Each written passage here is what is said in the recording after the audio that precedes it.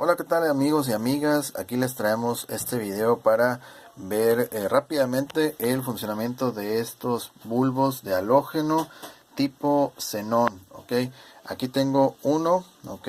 Son bulbos Philips con efecto xenón.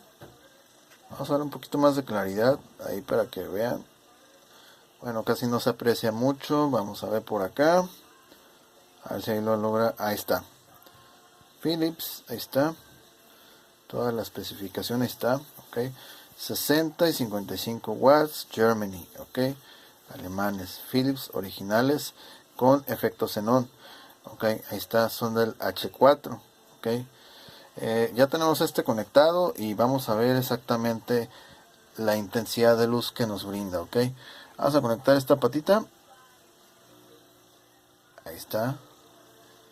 Digo, realmente en persona se mira más fuerte, porque en realidad la cámara autoajusta los blancos, balance de blancos, etcétera, ¿no? Ahí está. Ahí lo podemos ver ahorita cuando lo conectamos. La cámara hace una disminución de la intensidad para poder que se vea bien el video.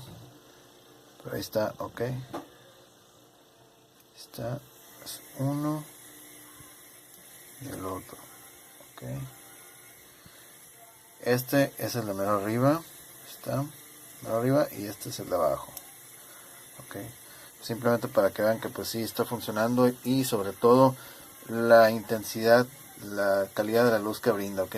Que es un blanco pues muy, mucho más, pues sí, más puro que el halógeno normal, ok. Tiene un acabado pues muy suave y te da un brillo pues muy fuerte, más blanco que el halógeno estándar, ok. Bueno, pues eso sería todo. Gracias. Cualquier cosa estamos a la orden.